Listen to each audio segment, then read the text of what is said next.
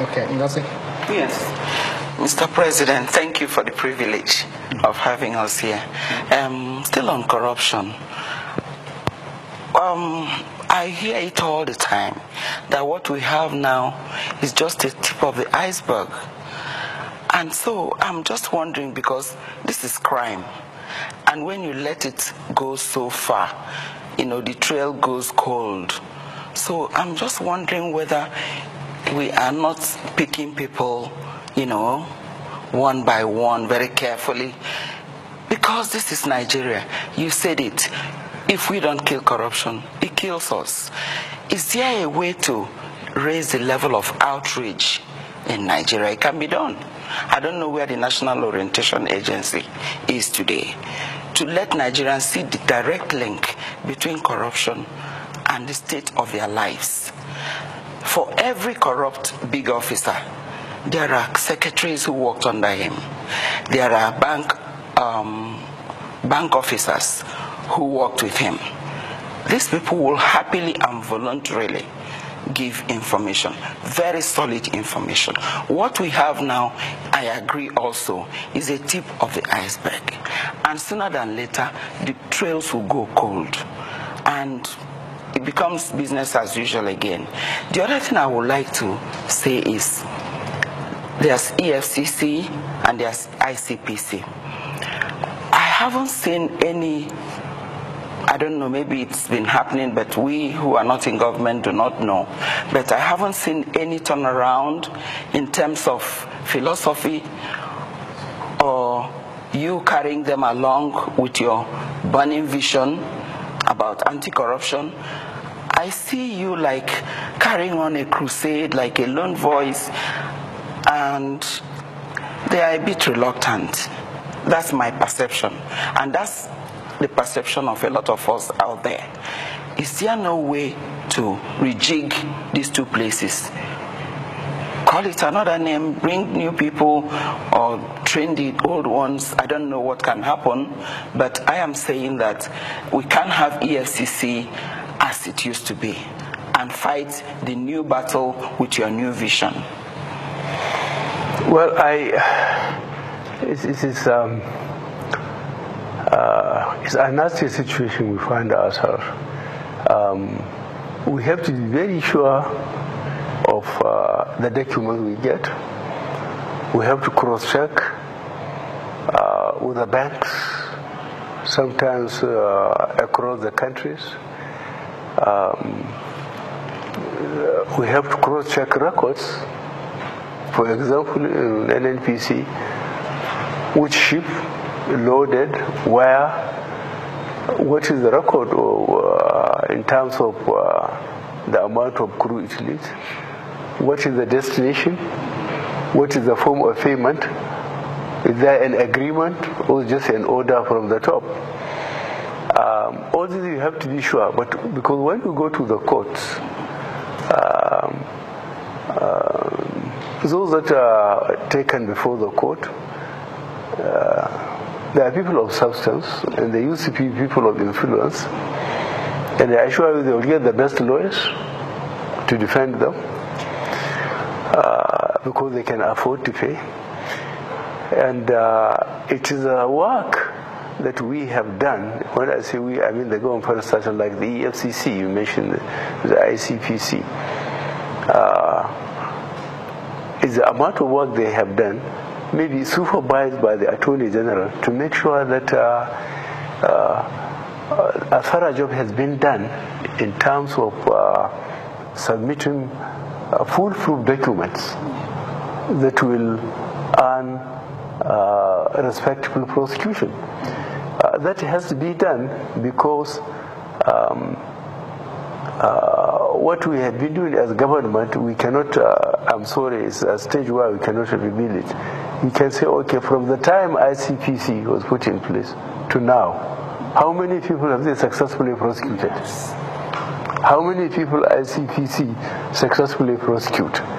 If you do that, maybe you didn't have even the patience to keep quiet, you just condemn them outright. But now we are being very thorough because we made the accusation, therefore we have to prove in the court of law those that are corrupt, we have enough documents, if possible, the amount of money, in which currency, even maybe the shipping line that take in terms of NPC, and then if it is central bank, under which the governor of central bank, whether he received order directly from the president, or whether he used his initiative between himself and some ministers and transfer $100 million or billions of naira. So I think by the end of the first quarter of next year, I think you will be kept busy informing Nigerians of what progress has been made. Okay. Manir. Yes. How far, Mr. President, are you willing to go in this fight? Is it right to the top, or are we stopping at the current time, the NSA and other former ministers? Well, he has just quoted what I said when I was inaugurated, that I am for everybody, I don't belong to anybody. I saw by the Holy Quran that I will defend the Constitution, and whatever belongs to Nigerians, if anybody will appropriate such a thing, will attempt to get the documents and will prosecute them. It is up to them to prove themselves innocent before the court. I told you I have experiences when I just mentioned the words, a decree is signed and people go.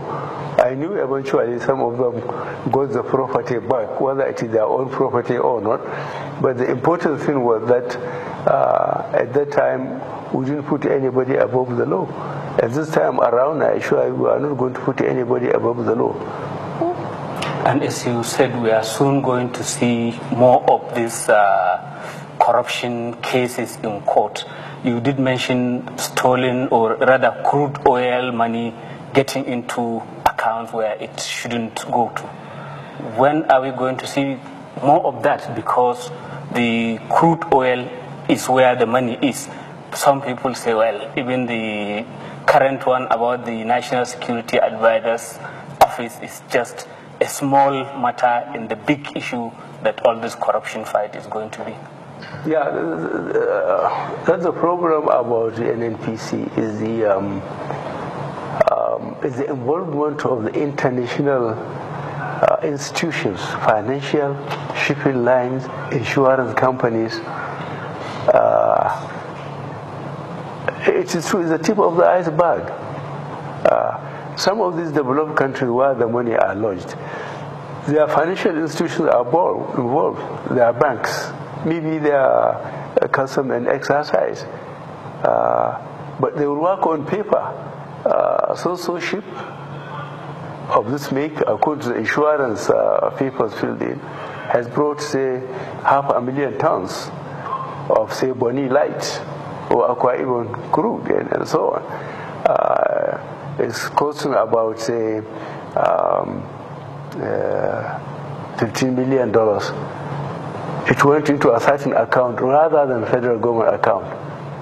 Then you have to ask for the cooperation of those countries to give you those shipping documents and maybe the bank account of the country where the money went before you can make your own prosecution in the country. You just have to do it that way, because this is what the system accepts. This is what the system of the countries we are requiring their cooperation accept. We can't do it on our own. It's not just like I told you, the military regime, where we have tribunals in about the 6 geopolitical zones, and then we provide documents, and people were jailed. So it may take years. I suspect it will take years, because we are appealing to the countries to please ask their institution to cooperate with us, because Nigeria is virtually on its knees. Okay. Up to you, Mr. President, when you were campaigning, you came out as a man of integrity, impeccable integrity as it were. And you said you were going to declare your asset, what you're worth. And then you did. But at best, they were vague.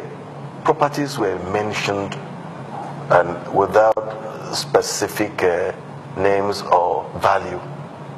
And people would have wanted to see a more transparent and clearer picture of what you're worth.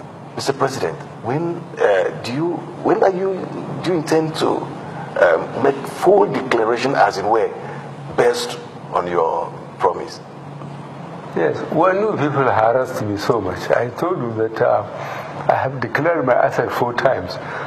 It started during Murtala administration. When we were lined up on a corridor from General Obasanjo downwards, all those who are governors or who are members of the Supreme Military Council, who are members of the Executive Council, and I don't know whether it's a blessing or what, I was in all the 3 at a time, differently. So I found myself at the end, there are officials from Ministry of Justice with files. You make your declaration. And since then, somehow that declaration found itself in the Constitution of Nigeria.